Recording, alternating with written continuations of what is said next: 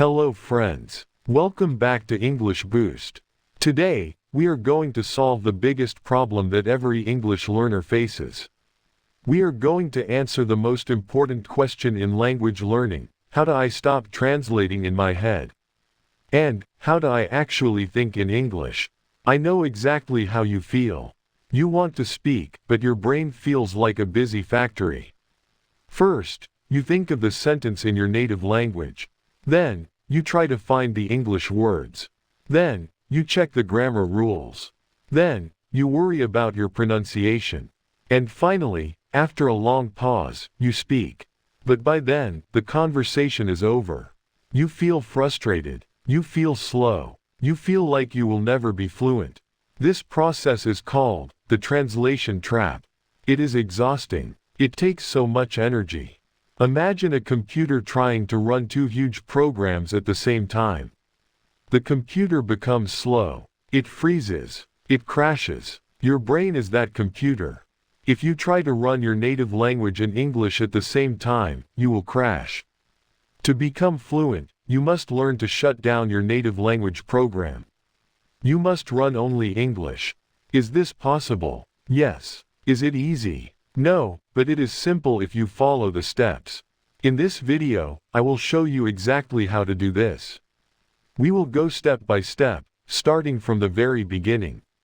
Please listen to my voice and read the text on the screen. Let's begin the journey to fluency. First, let's understand why we translate. We translate because it feels safe. Our native language is comfortable. It is like a warm blanket.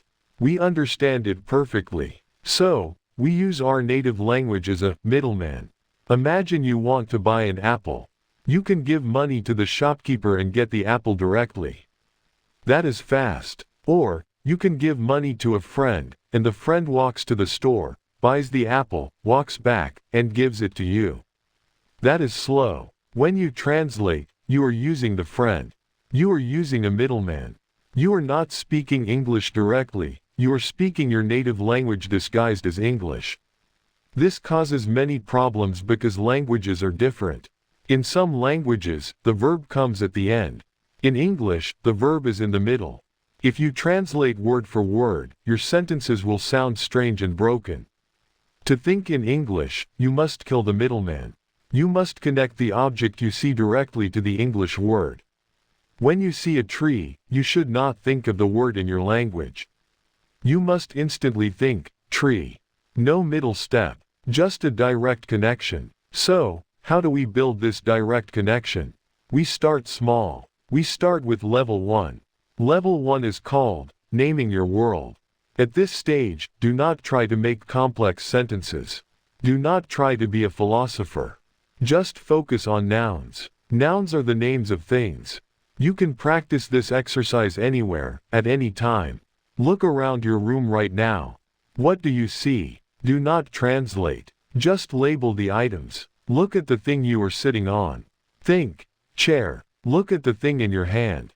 Think, phone. Look at the light on the ceiling. Think, lamp. Look at the floor. Think, wood, or carpet. Look out the window. Think, sky, bird, car, road. Do this quickly. Do not give your brain time to use your native language. If you catch your brain using your native language, stop. Take a deep breath. Look at the object again. Say the English word 3 times. Phone, phone, phone. You are programming your brain. You are telling your mind, this object is not a telefono or a mobile. This object is a phone. Do this every day. When you walk to work, name the things you see. When you are in the supermarket, name the food.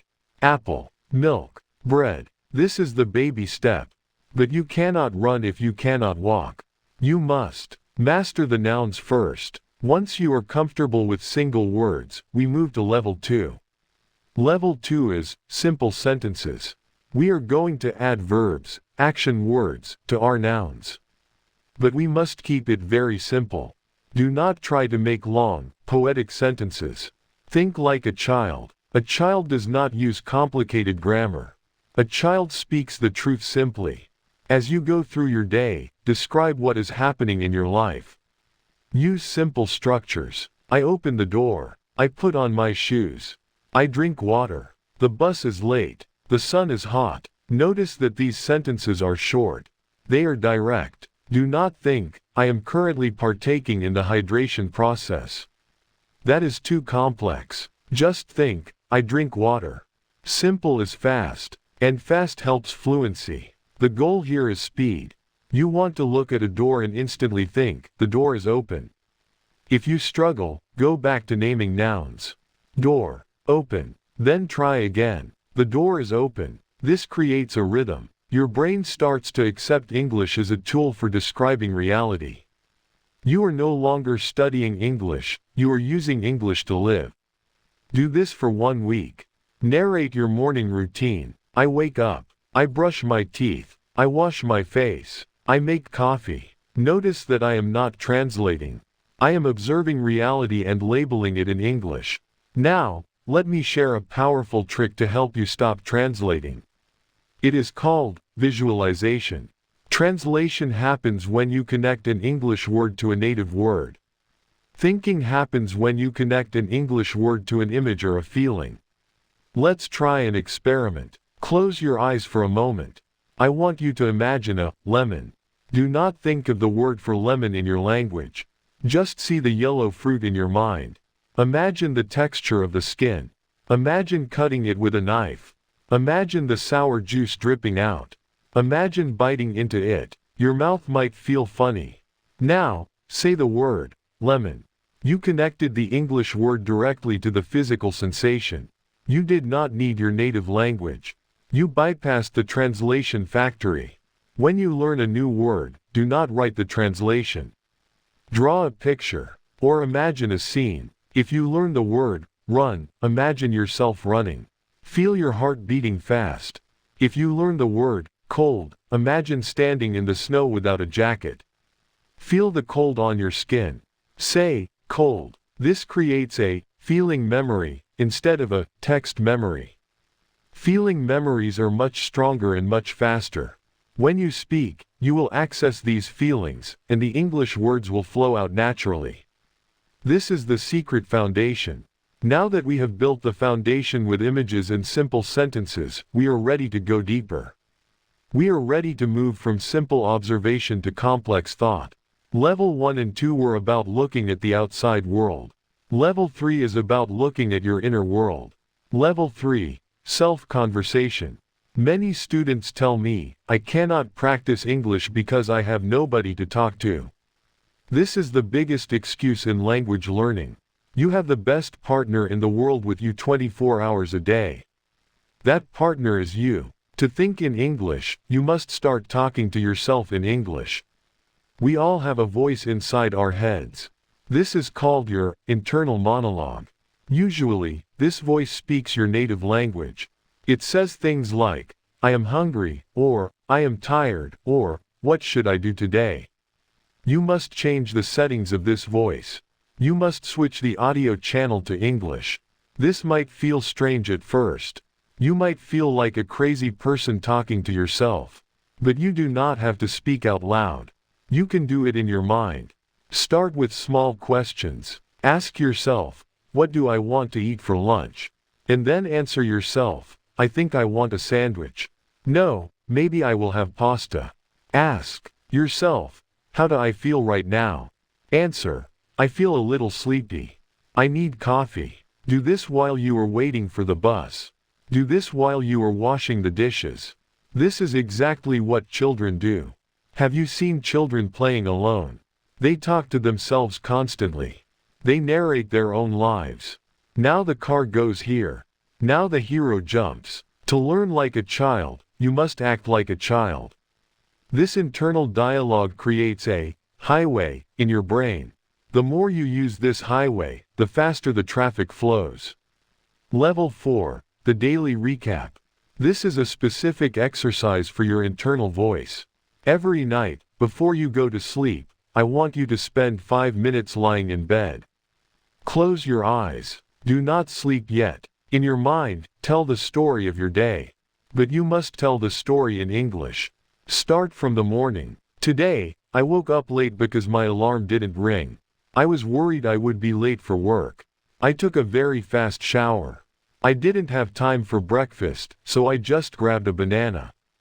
The bus was crowded. I saw a man reading a funny book. Do you see the difference? In level 2, we just said simple things like, I drink water.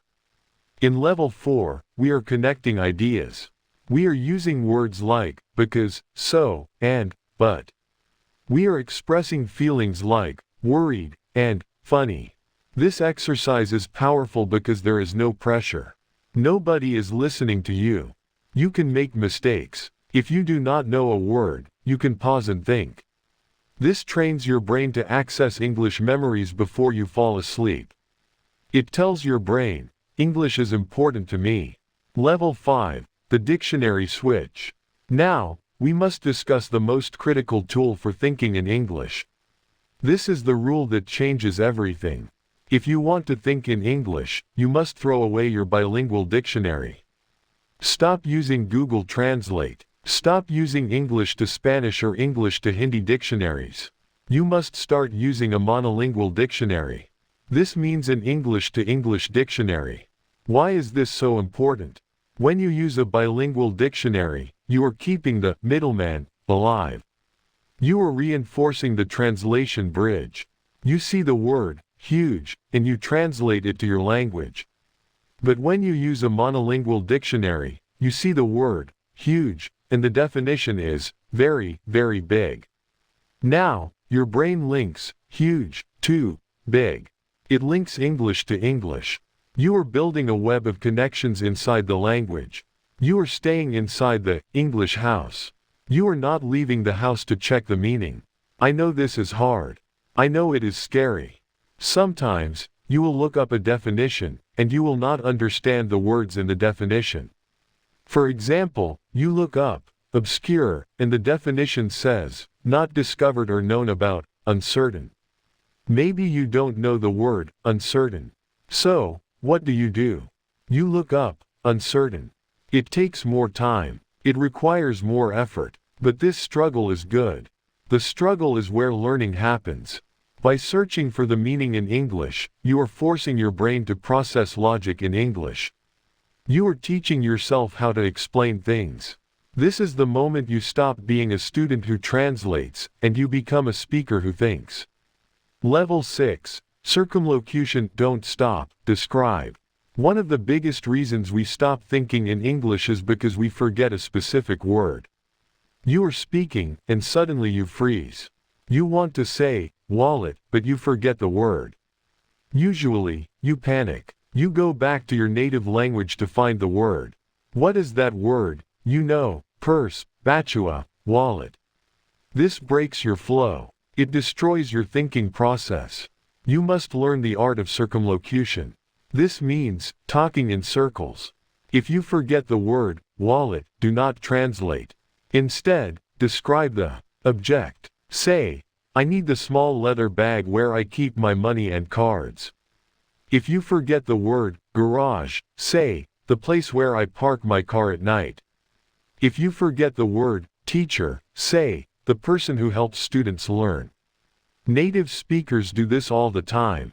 When we forget a word, we do not stop speaking. We describe. Practice this game. Look at an object and try to describe it without saying its name. This keeps your brain in English mode. It prevents the crash. Level 7, emotional reactions. This is the final frontier. We usually react to sudden feelings in our native language. If you hit your toe on the table, you shout in your native language. If you see something beautiful, you say, wow, in your native language. If you are confused, you make a sound in your native language. You must try to change your filler words and reaction words to English. When you are thinking, do not make a sound like or in your native accent. Use English filler words. Use well, or you know, or I mean, or let me see. Using English filler words keeps the rhythm going. If you are surprised, say, oh my God, or no way. If you make a mistake, say, oops. If you are happy, say, that's awesome. When you use English for your emotions, the language goes deeper into your subconscious. It stops being a school subject. It starts being a part of your soul. Conclusion. Click, moment. My friends, we have traveled a long way in this video. We started with naming simple objects like chair and phone. We moved to visualizing lemons.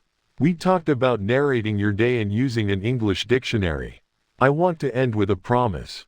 Changing the way you think is not easy. It is like going to the gym for your brain. At first, your brain will hurt. You will get headaches. You will feel tired. You will want to give up and just speak your own language because it is easy. This is normal. Rest if you need to. But do not quit. If you practice these steps consistently, something magical will happen. One day, you will be walking down the street, or washing the dishes, or driving your car. And suddenly, you will realize something. You will realize that for the last 10 minutes, you were not translating. You were just thinking. The English words were flowing like water. You understood the ideas without seeing the text. That is the click moment. That is the moment you become fluent. That is the moment you are free. You can achieve this. You have the tools. You have the roadmap. Now, you just need to be patient and consistent. Start today. Look around you right now. Name one thing in English. That is step 1. Thank you for reading and listening. This is English Boost. Keep practicing, keep thinking, and I will see you in the next video.